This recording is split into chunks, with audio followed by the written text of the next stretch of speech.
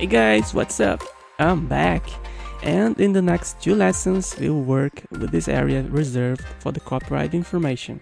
Well, we may be wondering, why two lessons to talk about something so simple?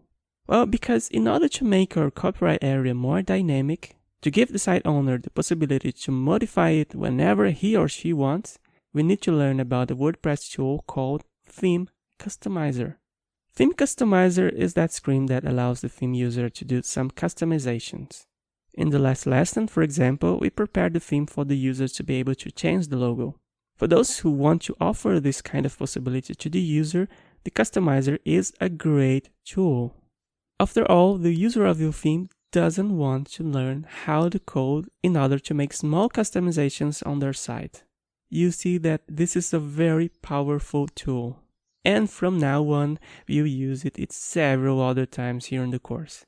So it is worth your while to pay attention to these two lessons, alright? Before you start creating anything, I will of course show you how this WordPress tool works, especially for those who don't know it yet. First of all, let's get into WordPress admin. Head over to the appearance menu, customize option. Or as a site administrator, you also have the possibility to access the same screen through the front end, clicking on this icon here. Customizer is very versatile and allows us to make changes to the theme and view these changes reflected on the right side of the screen. This is the great potential we have using it. Well, let's explain how it works in more detail. Well, here on the right side, we have this preview area where you can see the theme itself. This area is highly dynamic, so for example, if I click on this link, I can actually go to a new page. And on the left side, we have several elements that are used to modify specific areas of the theme. Well, let's give names to these elements. The elements we see on the left side are called sections or panels. And their names will depend a lot on a very simple detail. For example, let's click here on the site identity. Here I see a couple of fields.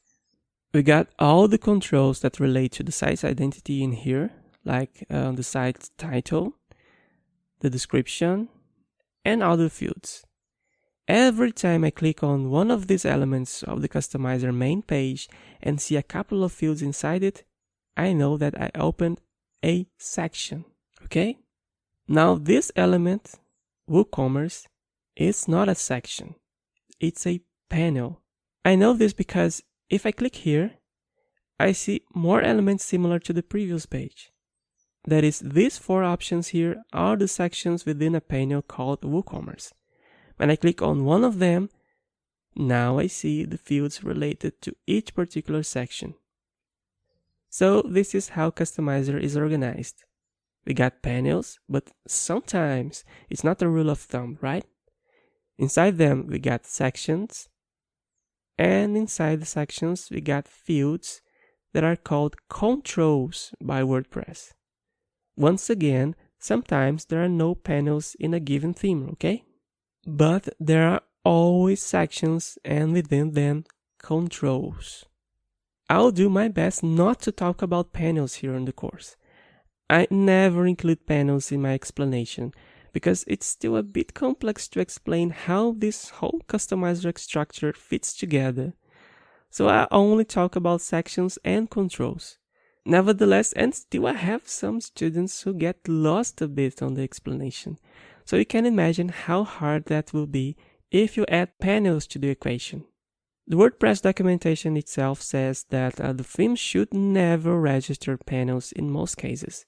So in case anyone in the future wonders why I didn't teach anything about panels in this course, the answer is in the WordPress documentation itself, which I actually read a lot before I bring these courses to you, okay? Now back to the controls. They can be of several types. They can be text fields, checkboxes, upload buttons, color pickers. There are many possibilities. And with each version, the WordPress team brings new features to the Customizer, not to mention some custom libraries that add fields that are not yet available in the native version of WordPress. Well, another very interesting thing in the tool is the possibility to see how our layout will be presented on several different devices. So here on the side, I'm previewing the theme on a desktop. If I click on this button, I can see how the site will look like on a tablet. And if we click on this other button here, you can see how the theme behaves on a smartphone. As you can see, with the changes we made in the previous lessons, our theme is totally responsive. We can even see the responsive menu here at the top of the theme.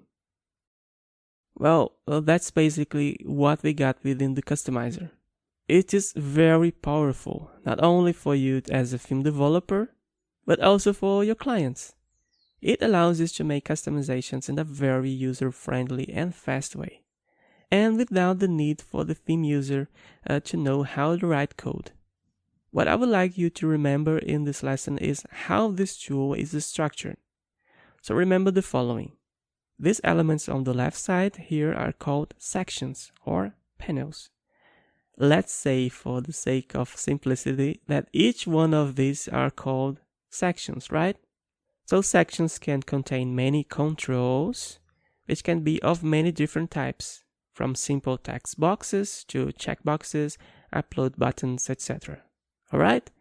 So in the next lesson, we'll start writing code for the customizer, which we'll use a lot during the course. Catch you guys later. Until then.